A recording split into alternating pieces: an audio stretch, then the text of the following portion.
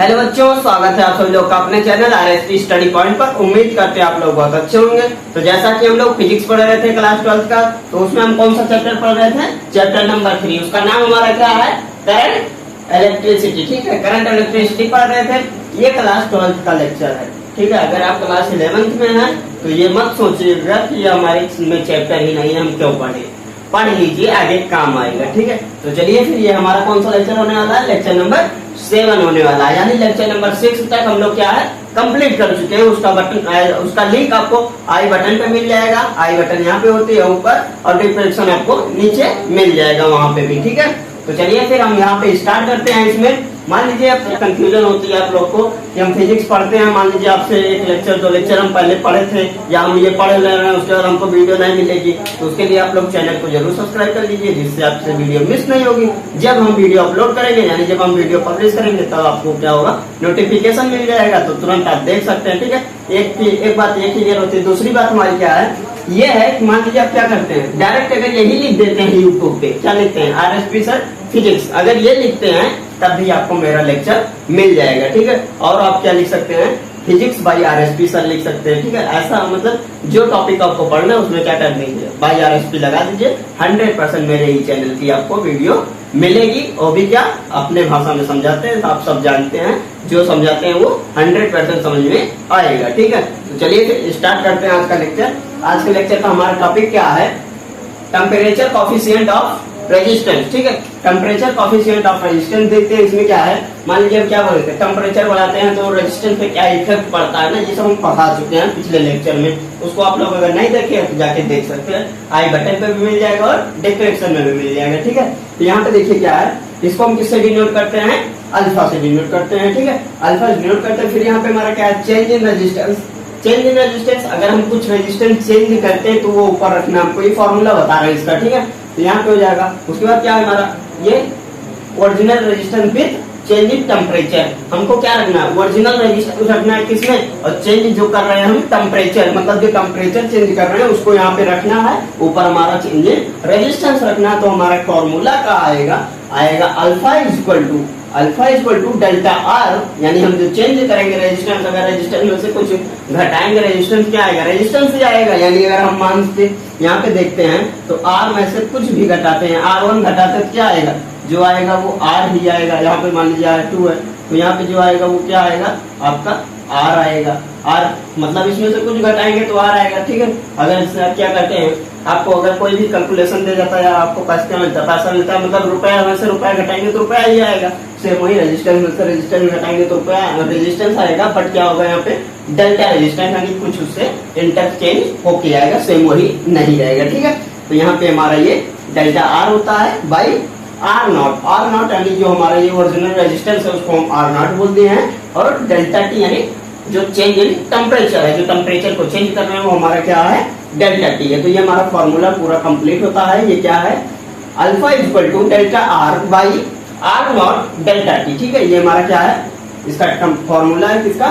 Temperature coefficient of resistance का। ठीक है, अब यहाँ पे देखिए एक चीज हम यहाँ से क्या कर सकते हैं, आर इक्वल टू फाइंड कर सकते हैं। जब यहाँ से हमको आर फाइंड करना है तो आर इक्वल टू क्या हो सकता है? आर इक्वल टू होता है alpha into R not into delta T plus R not. ठीक है, ये किसका होता है? R equal to. और हम क्या उसको कर सकते हैं, आप देख सकते हैं यहाँ पे आर नॉट 2 टाइम है, तो यहाँ पे क्या हो सकता है? कॉमन ले सकते हैं। तो आर नॉट को कॉमन ले लिए। ठीक है, कॉमन ले लिए, फिर बचा हमारा क्या? Alpha delta T.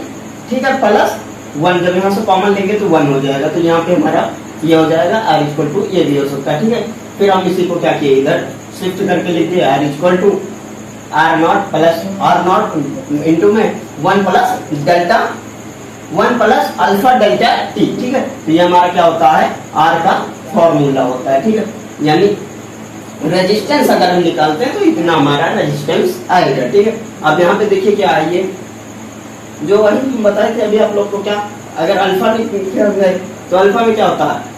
Are minus R not. अगर हम क्या करते हैं, आर में से आर नॉट घटाएंगे तो क्या हमारा आएगा? क्या जो आएगा वो भी आर ही आएगा। कुछ भी आ सकता है। अगर यहाँ पे न्यूमेरिकल होता तो हम आपको करके समझा देते कि हाँ अगर हम 5 में से 3 घटाएंगे 2 आएगा, ये हम बता सकते थे। बट यहाँ पे क्या है, कंडीशन समझने की कोशिश कीजिए। यहाँ पे ये है कि R माइनस आर नॉट, यानी जो हम माइनस करेंगे वो हमारा जो एक्चुअल में वैल्यू आएगा माइनस होने के बाद वो हमारा क्या आएगा, R ही आएगा। ठीक है, तो यहाँ पे क्या हो जाएगा, alpha is equal to R minus R not by R not delta T. Delta T हमारा पहले बता चुके हैं चेंज इन टेम्परेचर। ठीक है, ये हमारा कंप्लीट होता है। अब हमको क्या देखना है, हमको देखना है इलेक्ट्रोमोटिव फोर्स। इलेक्ट्रोमोटिव फोर्स जिसको हम लोग क्या बोलते हैं, EMF बोलते हैं। शॉर्ट फॉर्म में हम ज्यादातर इसको क्या यूज करते हैं, EMF ही यूज करते हैं, इलेक्ट्रोमोटिव फोर्स नहीं बोलते हैं। ठीक है, अगर आपसे पूछा जाता है EMF होता क्या है, अगर कोई पूछता है EMF क्या है, व्हाट इज EMF, तो ये मत समझिएगा EMF पता नहीं क्या होता है, यही होता है इलेक्ट्रोमोटिव फोर्स होता है। ठीक है, तो यही हमारा इसमें क्या है, देखिए the maximum potential difference between electrode of cell in open circuit is called electromotive force of cell. यानी इसका कहने का मतलब ये है कि हमारा जो है ये पोटेंशियल मैक्सिमम कब होता है, मैक्सिमम पोटेंशियल कब होता है इलेक्ट्रोड पे, वो होता है हमारा इसमें ओपन सर्किट में। जब ओपन सर्किट रहेगी तो हमारा क्या होगा, ये पोटेंशियल जो है, पोटेंशियल ये क्या है, मैक्सिमम होगा। मैक्सिमम होगा तो उसी को हम क्या बोलते हैं, इलेक्ट्रोमोटिव फोर्स बोलते हैं। ठीक है, हम फॉर्मूला क्या देखे थे, यानी हम क्या पढ़े थे इसके पहले वाले लेक्चर में, ओम्स लॉ का फॉर्मूला क्या होता है, V equal to I R. ठीक है, तो हमको V भी पता है, V क्या होता है, वोल्ट होता है। ठीक है, और वोल्टेज होता है। ठीक है, वोल्टेज को वोल्ट कहते हैं। ठीक है, और यहाँ पे हमारा I करंट होता है और क्या होता है, रेजिस्टेंस होता है यार। ठीक है, ये हम समझा चुके हैं कैसे ये प्रूफ होता है, या इसको डेरिवेशन आप बोल सकते हैं। तो ये हम सब क्या हुआ पहले से पढ़ चुके हैं। ठीक है, यहाँ पे आप लोग अगर नहीं देखे हैं, पहली बार इस लेक्चर पे विजिट कर रहे हैं, इस लेक्चर को देख रहे हैं, तो क्या करेंगे आप लोग जाके उसको देख लीजिए, अच्छे से समझाया गया है, समझ में आ जाएगा, ये मेरी गारंटी है। ठीक है, तो यहाँ पे क्या है, E is equal to I capital R I plus small R. मतलब यहाँ पे क्या है, आई तो सेम है but capital R plus small R क्या है, यहाँ पे देखिए, यहाँ पे इसको हम ये भी चीज लिख सकते हैं क्या, आई कॉमन ले लेते हैं, E equal to I common ले लेंगे। ठीक है, प्लस ब्रैकेट में capital R plus small R करेंगे। ठीक है, अब आप लोग क्या सोच रहे होंगे कि स्मॉल आर और कैपिटल आर क्या है। देखिए यहाँ पे इस फिगर में ध्यान से देखिए, जो इसके बीच का रेजिस्टेंस होगा ये क्या होगा, हमारा स्मॉल आर होगा। ठीक है, स्मॉल आर यानी जो है ये हमारा इलेक्ट्रोड के बीच का रेजिस्टेंस होगा, वो हमारा क्या होगा, इनिशियल रेजिस्टेंस होगा। ठीक है, और यहाँ जो ऊपर होगा ये हमारा क्या होगा, कैपिटल आर, जो कि यहाँ पे पहले साफ साफ लिखा है। ठीक है, ये हमारा कंप्लीट होता है। यहाँ पे क्या हो जाएगा, E equal to V plus I R. ठीक है, ये हमारा हो जाएगा। अब यहाँ पे हमारे दिमाग में एक सवाल ये उठता है, EMF वोल्टेज क्या सेम हो सकता है या होता है, तो EMF वोल्टेज सेम कब होगा, जब ये हमारा क्या होगा, मैक्सिमम होगा। मैक्सिमम मतलब पोटेंशियल जब मैक्सिमम होगा तो हमारा क्या होगा, EMF वोल्टेज सेम हो जाएगा। मान लीजिए ये क्या है, एग्जांपल के लिए हम एक बैटरी लिए हैं जो कि आपको यहाँ पे उसमें दिख रही है स्क्रीन पे। ठीक है, तो ये हम बैटरी यहाँ पे एज्यूम किए हैं। यहाँ पे ये क्या है, 9 वोल्ट की बैटरी है। 9 वोल्ट की जब बैटरी हम इसको लिए हैं तो यहाँ पे क्या है, दो है, एक निगेटिव एनोड और पॉजिटिव कैथोड बोल सकते हैं। ठीक है, तो यहाँ पे क्या है, पॉजिटिव, यहाँ पे क्या है पॉजिटिव, यहाँ पे क्या है निगेटिव, जिसको हम लोग क्या बोलते हैं, टर्मिनल। ठीक है, पॉजिटिव टर्मिनल, निगेटिव टर्मिनल। ठीक है, तो ये हमारा टर्मिनल होगा। अब यहाँ पे क्या है, इसमें क्या होता है, अगर सर्किट हमारा वोल्टेज और EMF मैक्सिमम कब होगा, यानी सेम कब होगा, जब हमारा सर्किट ओपन होगा। सर्किट ओपन का मतलब ये चीज देखिए, यहाँ पे क्या होता है, अपोजिट होता है। ओपन और क्लोज का मतलब थोड़ा सा ध्यान से समझिएगा। ओपन का मतलब होता है क्या, कि ये मान लीजिए ये हमारा क्या सर्किट है, एक मिनट दिखाते हैं, ये क्या है, सर्किट है।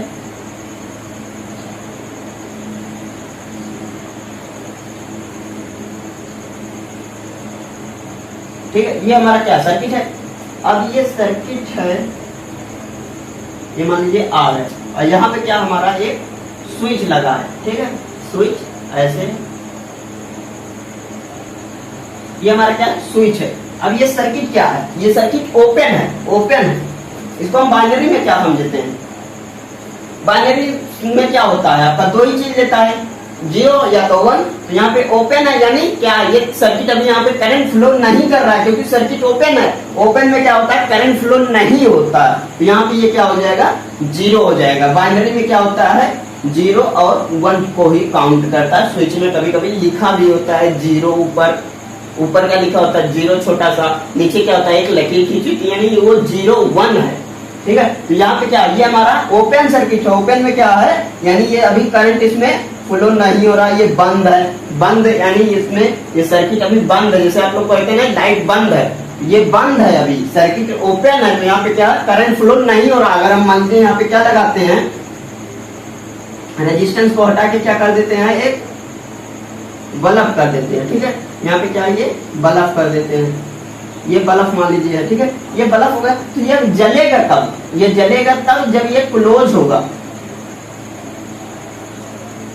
ये क्या होगा, जब ये इसमें हम क्लोज करेंगे, यानी हम इसको डायरेक्ट बिना स्विच कर देंगे, तब ये क्या होगा, ये ग्लो करने लगेगा। ग्लो मतलब ये जलने लगेगा, ठीक है। तो ये जलने का मतलब है यहाँ पे 1 हो जाएगा। जब हमारा सर्किट में करंट फ्लो होगा, सर्किट में करंट फ्लो होगा, यानी हम स्विच को ऑन करेंगे तो हमारा यहाँ पे क्या होगा, ये करंट फ्लो होगा। करंट फ्लो होगा तो हमारा बल्ब ग्लो करेगा। ग्लो यानी जलने लगेगा, जिसको हम लोग क्या कहते हैं, आप लोग गाँव में क्या बोलते हैं उसको, बल्ब हो जलाए दो यार, रात हो, ऐसे बोलते हैं ना आप लोग। मतलब क्या, देखिए यहाँ पे शब्द का प्रयोग हम इसलिए कर रहे हैं जिससे आपको अच्छे से समझ में आ जाए, ठीक है। तो यहाँ पे ये होता है ओपन और क्लोज में अंतर। तो यहाँ पे क्या है, जब ये हमारा सर्किट क्या होगा, क्या होगा, ओपन सर्किट होगा। ओपन सर्किट होगा तो यहाँ पे हमारा क्या होगा, इससे क्या होगा, बैटरी से कोई भी करंट फ्लो नहीं कर रहा, तो यहाँ इसका हमारा कितना है, ये वोल्टेज 9 वोल्ट है, 9 वोल्ट। और इसका ईएमएफ कितना है, 9 वोल्ट है, 9 वोल्ट। यानी जब हमारा सर्किट ओपन होगा तो हमारा वोल्टेज और ईएमएफ क्या होगा, सेम होगा। अगर हम मान लीजिए यहाँ पे क्या करते हैं, क्लोज सर्किट कर देते हैं, इससे करंट फ्लो कर रहे हैं, तो यहाँ पे क्या होगा, इसका वोल्टेज घट के 0 हो जाएगा।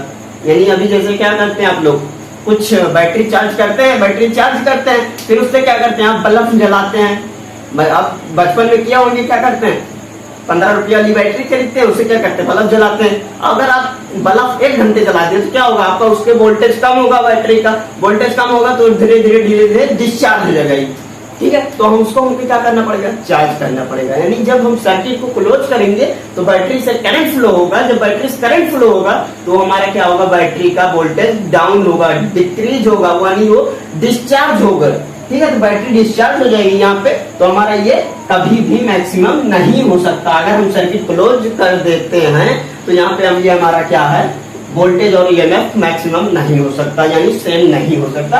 मैक्सिमम तब होता है जब ये ओपन सर्किट हो। तो 9 वोल्ट की बैटरी है और 9 वोल्ट हमारा बैटरी है, ठीक है। ये तो बैटरी क्लियर हो, और 9 वोल्ट हमारा क्या होता है, ईएमएफ होता है। ये हमारे दोनों सेम होता है तब जब हम क्या करते हैं, ओपन सर्किट का यूज करते हैं। ओपन सर्किट का यूज करेंगे, यानी सर्किट ओपन है, उससे कोई करंट फ्लो नहीं हो रहा, यहाँ पे हमारा ईएमएफ और वोल्टेज भी सेम होगा, ठीक है। ये हम आशा करते हैं आप लोग को अच्छे समझ में आ गया। अगर अच्छे समझ में आया है तो इस वीडियो को ज्यादा से ज्यादा शेयर कीजिए और वीडियो को लाइक करिए और अपना रिस्पांस कमेंट करके जरूर बताइए।